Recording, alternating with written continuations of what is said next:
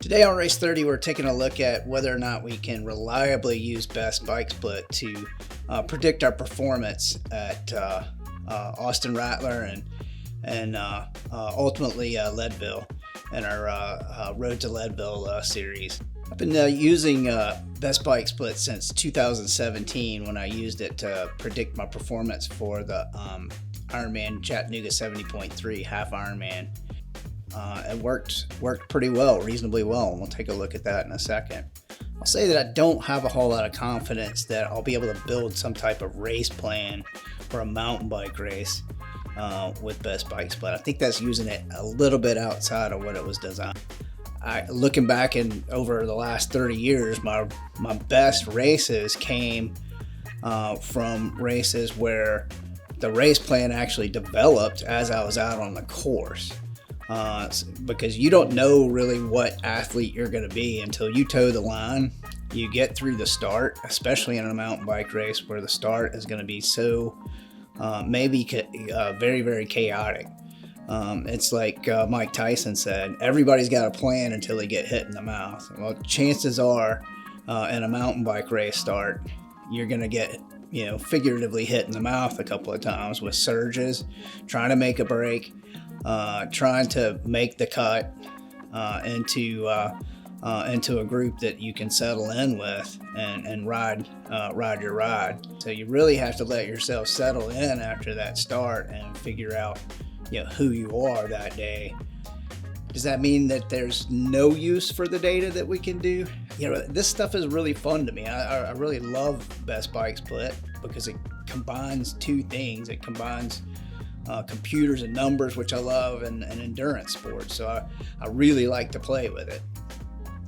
There might be some uses for it, and we'll take a look at that. It's between 4.5 hours and 6.5 hours with best case scenario, worst case scenario. Then you kind of know how much fuel to bring. That's important. That can help having enough fuel to support the length of time that you're going to be out there is very, very important. And giving your support crew some time windows. Best case scenario, I'm going to pass this point at this time. Worst case scenario, at this time. So I don't, while I don't know that you can use it for a turn-by-turn power plan in a mountain bike race, there is some view of Ironman Chattanooga 70.3. Did this race in 2017. It's my first time to use best bike split to try and predict my performance in a race. I used a course that was already in best bike split to import. The course from the 2016 race was in there. I dropped in my FTP at the time, and based on basic half Ironman strategy, put in an intensity factor of roughly 80%, which kind of gave me about 192 watts to work with, which predicted a course time of about 2 hours and 35 minutes. If we look at what really happened, that was pretty close. My normalized power is about 196 watts. Got off the course in 2 hours and 38 minutes. Average speed of about 21.5. So, looking at the two, this looks pretty close. But the issue is, as I go forward and trying to predict performance on longer races and races where there's a little less predictability, because this is an Ironman race. It's there's hardly any turns. I'm in aero a lot of the time, so there's not a lot of variation in effort, but there is some even here. And that's my cautionary tale, is look at the predicted gap between average power and normalized power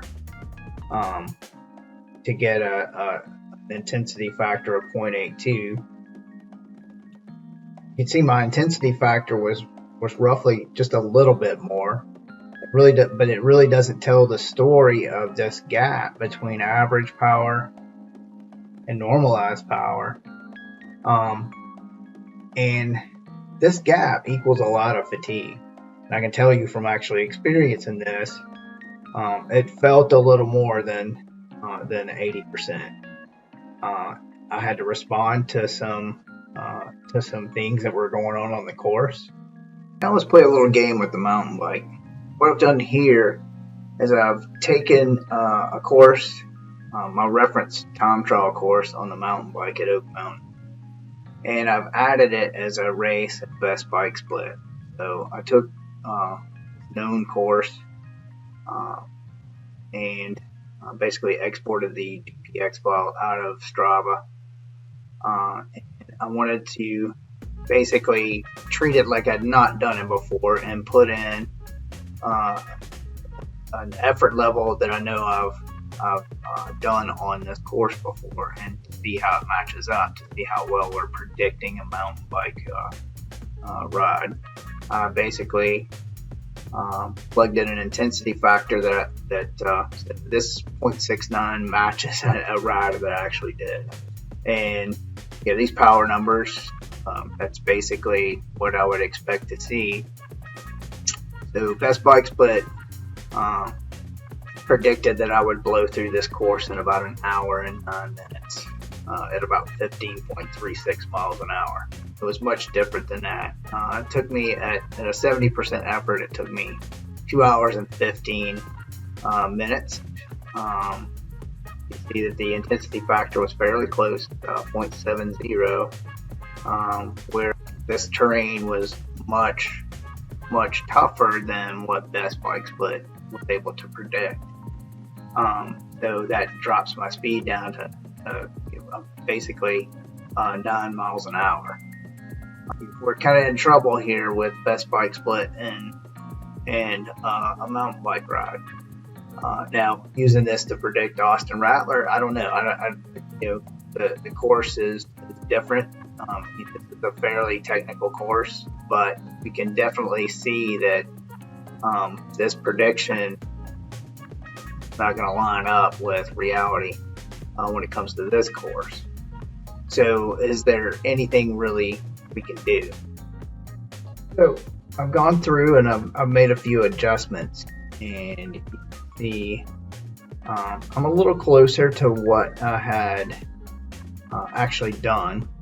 So we're down to an hour and 58, 9 miles an hour, about 165 watts normalized power, and that's pretty.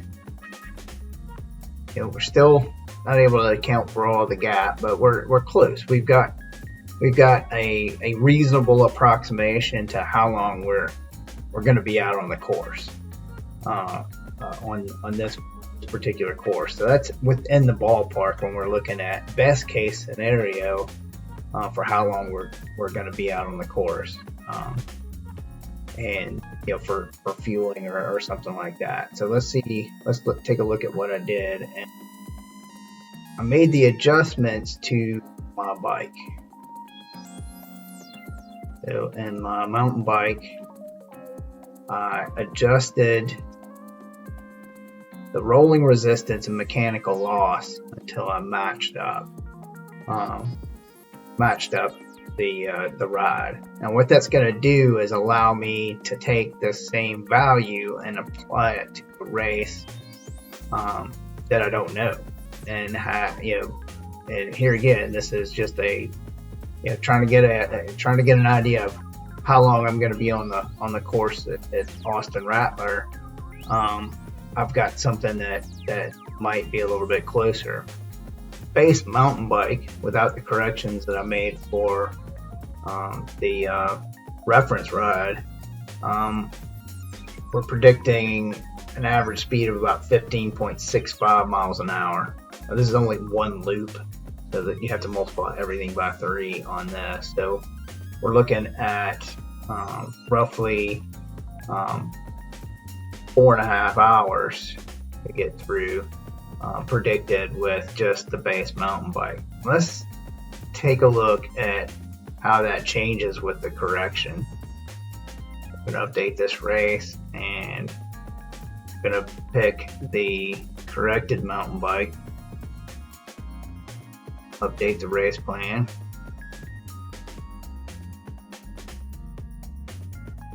and see a big difference. So we're looking at about 6.5 hours at about 9.89 miles an hour. I don't know this course. I don't know that it's as technical as my Oak Mountain time trial. So we're looking at a range of 4.5 hours to 7 hours on the course. That's a big gap. I mean, that's a potential big gap in how long I'm going to be out on the course. So in a way, doing this type of planning is good because I need to know how much fuel. I want to be able to go out, hit the course, and get all the athletic ability out of myself that I trained for. And sometimes having some plan that may go awry early on erodes that. Let us know what you think. If you've got other opinions, we want to hear them. I'd like to hear how people are using Best Bike Split, and if they're using Best Bike Split for mountain biking, and ways that you might be able to make your race a little bit better with it. So let us know in the comments. Subscribe.